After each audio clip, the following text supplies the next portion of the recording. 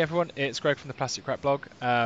So after interviewing Lawrence the weekend after our doubles tournament and finding out we've got no audio, we're back again to try and capture some of the amazingness that happened.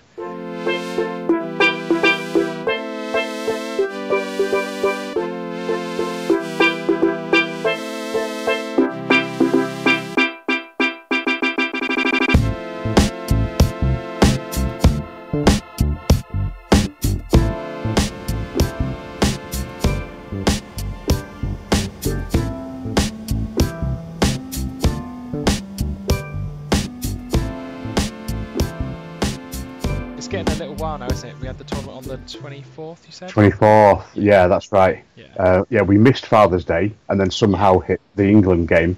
Yeah. But I don't know, priorities. Yeah. So I suppose one of the things I kind of wanted to think about, because it was a really good day, was thinking about kind of how we actually got to doing a doubles tournament. Yeah, well, when me and you get together and start discussing things, all lots of trouble comes in. So I'd originally, the Harlequins tournaments, the ones in Preston, had always been like a precursor or a little baby brother or sister to the Northern Open. And when I first started, I didn't quite know what I was doing, and I thought, as I gained in confidence, I thought, let's do something a bit different. Kind of an idea of my own, kind of getting its own personality. Yeah. So the one before this, we did the escalation tournament. So it was started with 200, 300, 400, and that went really well. And it was after that, wasn't it, where we started talking about what we're going to do next. And you went, oh, let's do a team one, a doubles tournament. Yeah. And I was like, all right, okay. Because it seems to have been kind of like one of the hot topics in sort of can it be done, and it seems to be discussed on quite a lot of podcasts, like more recently, but we'd sort of discussed that before. Yeah, so it seems to be something that gets done, but nobody really quite knows, how it's done. It's almost like the thing that shall not be named. Yeah. Apparently, it used to be part of the ITS, though. I mean, it was before I kind of knew about it, but you used to be able to do doubles tournaments as part of the ITS. Right. Okay. But no more. So it's something we had to kind of figure out ourselves a little bit. Yeah, I was going to say, kind of like, how did you kind of put it together then so that it would actually work? Yeah, well, it was we decided, and we'd picked a day and we'd announced we were going to do it, and I thought, oh heck, how do we actually do this thing? So initially I sent a message to Angelina from the US, Right Girl. She and Tommy had just run an event at one of their big events. I don't know, it was a Depticon or something like that. They'd done a doubles tournament there. There was a video of the Caledonians wandering in with a big flag, I remember. So I sent her a message saying, what's the kind of the basic idea? What, how did you run it? Any problems? What's your kind of thoughts on it? And I also sent a message to Bobman from Totally Crit, because he'd been talking about doing one as well. So, and I think you sent me a message. White Noise mentioned the one as well, didn't they? The podcast, after. And we were like, and you sent me a message going, they're talking about it. I was like, I'm on it, I'm listening. So there was loads of stuff, really. Angelina was really helpful. She sent a lot of stuff about, they'd use 200-point lists each, so 400 on each side. A little bit about command tokens, what they'd done about HVTs and things like that. But really, she said they'd not really changed that much. Similar with Bobman, when he come back to me, it was just kind of like put it together, have fun, and try not to change too much. Okay. And kind of like, on the podcast, they were just suggesting, they didn't really give many details at all. So I got a little bit of an idea how we were going to do it. But really, it was kind of, the bare bones, and then you kind of think about it out yourself. So, bless them, some of the guys at Preston have been helping me out. We did a few practice goes. Okay. The first time we did it was hilarious. We were just basically four of us kind of arguing about whose go it was, who was going to do what. It was really fun, and I thought this is good. This is going to work. And then kind of as we went on, I started kind of thinking about more and more how it was going to work, what we were going to do, scenarios, things like that. And I also, when we announced it, the dates and everything, I started getting strange messages from people who were going to come saying, "Can we do this? Can we do that?" Like, if my person on my side drops a mine, does it blow up when I walk past it? And kind of like, can I doctor his troops, or can I use his repeaters, things like that. So in a way, people kind of came up with the rules for me, because I kind of, I went, oh, okay, yeah, that makes sense. That doesn't. The rule of thumb was almost, if it sounds too harsh, or too powerful, then they can't do it. Okay. If it's not that bad, then we'll let them do it. Because again, one of the themes was I was trying not to. I don't want to change too much. I wanted to keep it as Infinity basic as possible. Yeah, because I suppose, I mean, thinking about some of the things that you did change then, because we had like two separate 200-point armies essentially, didn't we? Yeah. Although sort of. So it was combat command tokens and. I did. So it was effectively two 200-point armies, but on the same side. But you were two individual units. You both had a lieutenant. You both had your 4 command tokens. You both had to fulfill the normal, SWC cost and all that kind of thing. Yeah. But you could interact. You could doctor each other. You could engineer each other's bots. Things like that, and that kind of worked. Something I've changed. Well, I'd said that there was no using command tokens to move from one army to the other.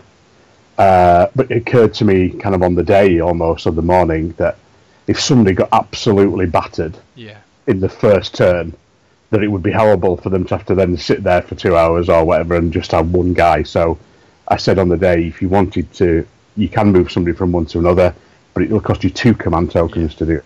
Yeah. So effectively, you could move 2 or 3 potentially from one guy to another, just to make it a bit more interesting. Yeah, and I think that worked quite well, actually. That was quite useful, because I definitely felt after facing. I was going to say, yeah, that's true. I mean, I didn't realise anybody had actually done it, but you were saying, weren't you, that a couple of people actually used that. Yeah. So that's really good. So it's useful. You used it, did you, for when you faced the double avatar list? Yeah, which was just horrendous. Like, one of my guys ended up sepulturized, which I never experienced before, and one guy left.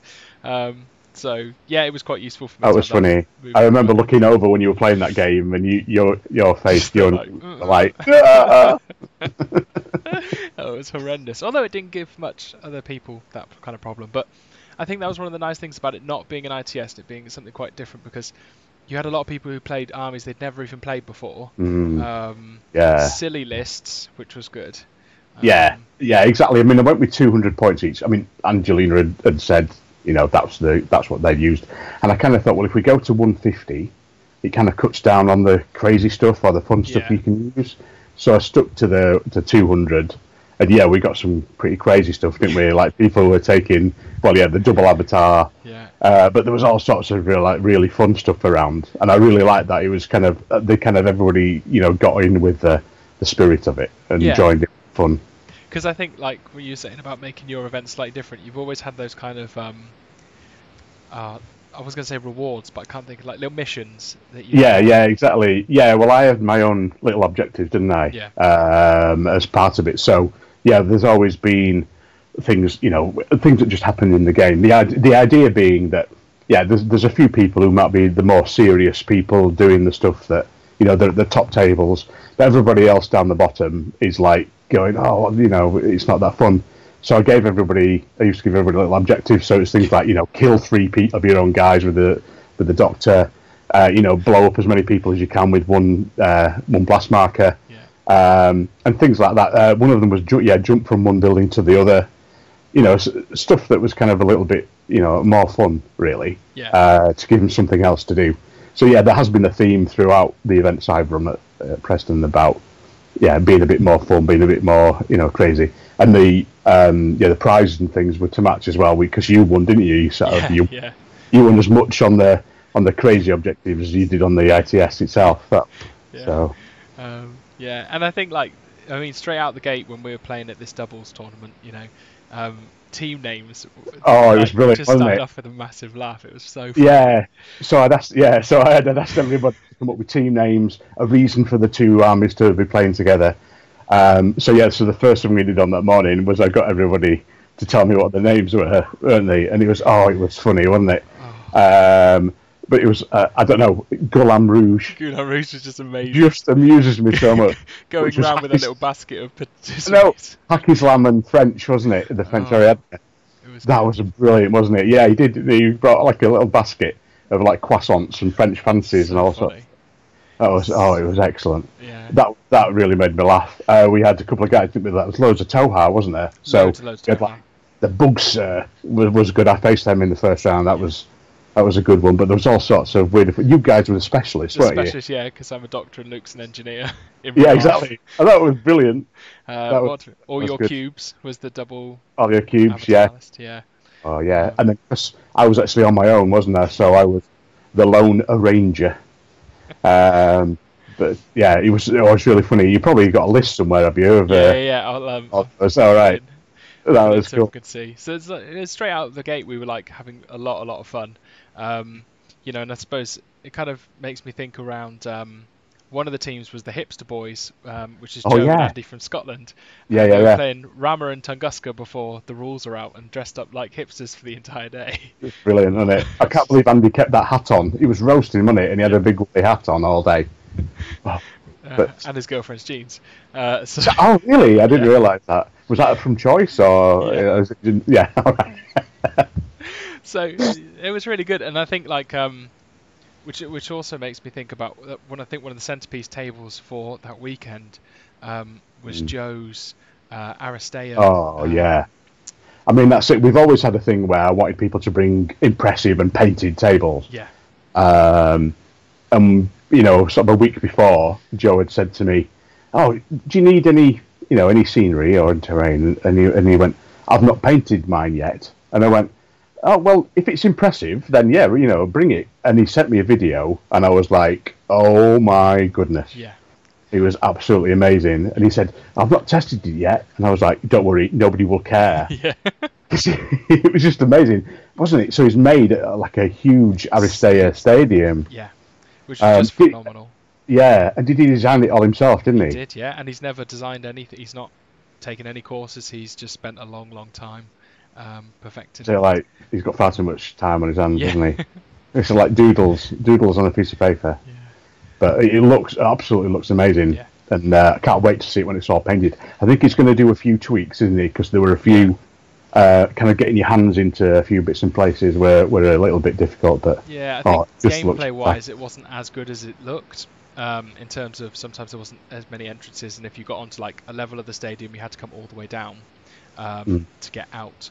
But it was just beautiful, absolutely beautiful, wasn't it? It was, wasn't it? It was impressive. There were some great tables though, wasn't there, as well? I mean, Ian's little jungle table, everybody liked. Although we kept losing, we played on that table, didn't we? We kept losing models in all the jungle kind of, well, not furniture, but undergrowth. Yeah. I guess, wasn't it? Yeah, there was loads of little plastic plants hanging off the side, and there was like, I think me and Luke both lost somebody in there, and I went, "Oh, hang on, I've got a model left." So that was pretty good. Yeah, you definitely camouflaged while you were in there. So thinking about then, Harlequins has always been a decent tournament for having fully painted tables. How did you then choose the missions for a doubles? Well, the first one, I mean, I kind of thought, well, I want stuff that everybody does, but I want to try and make it, that everybody knows, but I want to make it a bit different. One of the missions I'd never played a tournament was Rescue, and I thought, we're gonna have to play Rescue. So one of the other, my Arthur, who goes to Preston and the Blackpool Harlequin shop, he's another one who is dangerous when you start talking to him online. So me and him started talking about making. I said, I need some, characters, need some civilians if we're going to do it. And he said, well, what kind of thing? So I drew a little picture of this outline of this guy, and he went, "Oh, that's brilliant. Have we got any more?" And I went, "All right, okay." So I just doodled all these things. There's like a girl and a mum in the holding hands, and one of them there's a crazy girl with spiky hair. Some of them look very much Infinity silhouette kind of thing. But basically, I just did these doodles, sent them off, and he went, "Right, I'm going to make them." I said, "Well, how?" He said, "Well, I'm going to trace around it and cut it out." and it was so he's basically made these these silhouettes for us, on his laser cutter at home. Yeah. So we had loads of these civilian silhouettes, because that's like, you need 8, don't you, per table. Yeah. So there's loads of those kicking about, and everybody, I posted a picture of it on our little chat group, and everybody was like, "Oh, is that all your camo tokens?" Yeah. You're already had an army. I was like, that's a good idea, actually. There's a few too many. I think 48's a little bit too many. Yeah. But never mind. Yeah, it was pretty good. So thanks to Arthur, that was great. That was. That we could actually play it. I think rescue, though, it's very order intensive. You've got to get across the board and back. And I figured with 400 points on the table, effectively each side, there should be enough orders to do it. And it would be an interesting one for people to talk to each other about, because it doesn't get played that often. So then what I did was I picked another 4 missions, but didn't tell anybody what we were going to play. So my idea was whoever won the round was going to pick. So we had Supremacy, Power Pack, Capture and Protect, and Acquisition. The idea was that the guys at the top would pick. But when it came after the first game, when you allowed the double avatar list to totally slot, the 2 Matts from Leeds decided, well, it's not fair really, because we'll just pick something we're good at. So allow the person at the bottom of the table to pick. Yeah. Now, funnily enough, the person at the bottom table was me. So I actually got to pick. So we went with Supremacy, didn't we, for the second? Yeah. So the idea as well of the missions was that it wasn't. There was a little. You needed a little bit of everything. You needed some specialists. You need some firepower. Some big guys, small guys. There wouldn't be one type of army that it would suit. Okay. So I figured, Supremacy is a classic. It's been in there since the N3 rulebook came out. And I enjoy it as well, because it is a little bit of everything. So we played a little bit of that, didn't we? We played each other, didn't we, in Supremacy? It was like it was half the battle of all the camo tokens, wasn't it? Because Luke had got it. But it was your blooming Secure missile launcher. Missile launcher. Oh my god!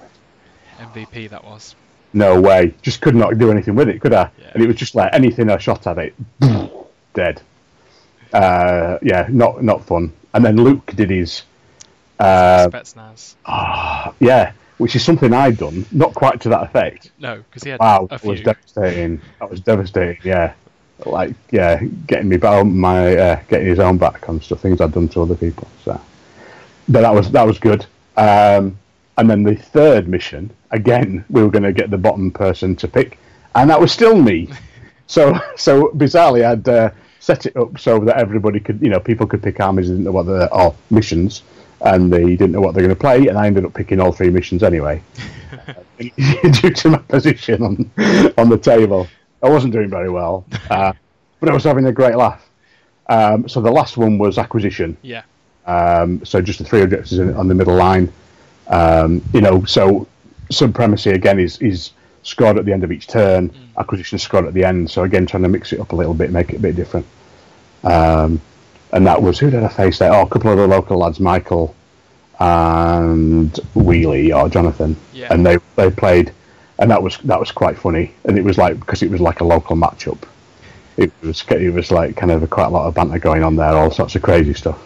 Michael's combined were an absolute nightmare. He had a sniper that I just couldn't get rid of. Again, I mean, they must be mates with your Sukiel Commando. But it was a good game, and a scripted draw, so I actually got a point in the last game. Congrats! Yes, come on. How did you do? Well, how did you end up? I played Edmund and his mates, so it was his flat nomads this time, because he normally takes Bakunin. Yeah. And we destroyed them again. The Sakil went to absolute town, but I think Luke's Kazakh Spetsnaz took out nearly an entire Riot Girl Link team in like a turn and a half. So it was brutal, really, really brutal. They didn't end up with much at all, and that was why the command tokens were useful for them to move someone in. Oh, I see. Right, yeah. Group. Right, I see. A little bit of taken apart. Yeah. So thinking then about how I suppose I was thinking some of the things we've talked about have gone really well in the sense that it was a good laugh. We got to play with our friends, and how you chose the missions and whatnot. Is there anything that maybe you do differently this time now we've run it? I think, well, yeah, I mean, it was a bit of an experiment, really. So, thanks to everybody. I thanked everybody actually on the day for that experiment because it just made, to some extent, we were making it up. But I think really the only thing that was a problem was time. It went on too long. I allowed 2.5 hours per mission for the 400 points, and I figured it would take a little bit longer because everybody was talking. We'd actually practiced it a few times, and we'd actually finished the missions within 2 hours. Oh, so right. I was kind of hopeful we might be able to speed it up, but some people were taking the full 2.5 hours. So it was a long day, really. It was a very, very long day, wasn't it?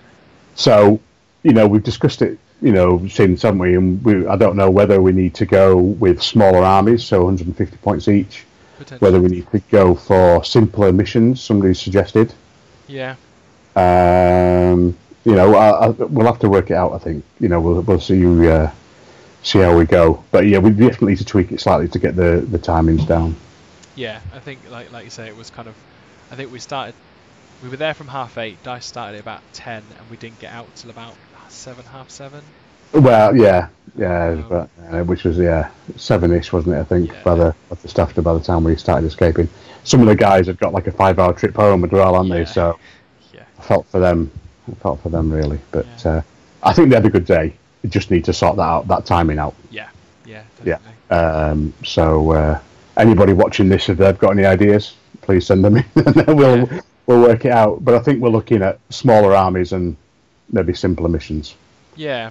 Although I suppose, like you said before, you don't necessarily want to just do killing missions because then that really sets you up in terms of how you choose the lists. Yeah. But maybe rescue wasn't a great one to do in 2 hours. Limited search and rescue was horrendous.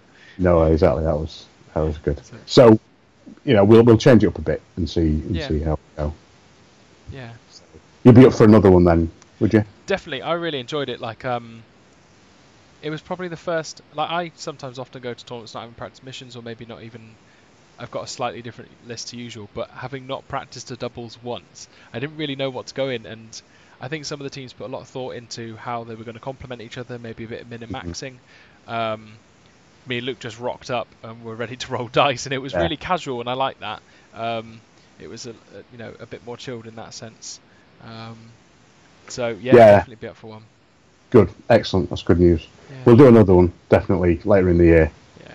Maybe after the summer months. Yeah. Have gone, because we've got the Karaji crisis or however we're going to say it, haven't we, going on at the moment? So that'll keep us busy. Yeah. And then I also do in the Harlequin store during May. I ran a little tournament on Wednesday nights. So I'm going to do another one of those as well at some point in the next month or two, and we'll fill our time with that. Definitely. Because I think that's an interesting concept as well, doing a tournament over a period of weeks so you can fit it in, not have Saturday or Sunday. So. Yeah, exactly. It was a lot better. And a lot of people said as well that was good because they don't feel as rushed or as, I think when you get to your third game, it kind of you can be really tired, can't you? Yeah, totally. Definitely. So that's good. Yeah. So, was there anything else you wanted to pick up on? Or... I'm just checking my notes, actually. I'm sure there's lots of things. I mean, the main thing, really, I want to say is thank you to everybody who came. I mean, it was an experiment. I think we all had a great time. And, thanks for the feedback and everything everybody's given me. Big thanks as well to some people who sent some prize support for us. TT Combat, great as always. Out of War Studios, Grant, sorted some things out. But also Tom at Harlequins, he provides the venue for us, gives us some store credits and prizes. Fantastic, great support from there. Most of all, though, it's going to be, I have to thank my wife. She's really supported me. She calls herself the Infinity Widow, because when I start organising these things, she's like, "Oh, every night you're chatting to somebody." I'm like, "I've got to do it." But big thanks. I couldn't do it without her, really. So thank you, Sherry. Thank you. And, thanks for supporting me. And it wouldn't, for all of you, none of it would happen if she didn't support me. Exactly. and look after me as well. So that's great. So I think that's about it, really. I mean, I'm really interested if anybody else has got any feedback to come and have a chat. Maybe whether it's just thoughts or whether they've actually got the experience of doing it themselves. I think either is going to be valuable for such a topic that hasn't really been explored. It has. I mean, I'd be quite interested to see as well. We'll have to have a chat with Heloise, see if he can get it back in the ITS. I mean, he comes up with all sorts of crazy ideas as it is. Yeah. Maybe that's another one for him to try and fit in. Yeah, definitely. So that'll be good. Awesome. Cool. Well, cheers for chatting with me, Lawrence, and hopefully we'll get another tournament in soon. Absolutely. It'll be good. Good to see you. Yeah. And we'll have our rematch. Yeah. Cheers. See ya. Bye-bye.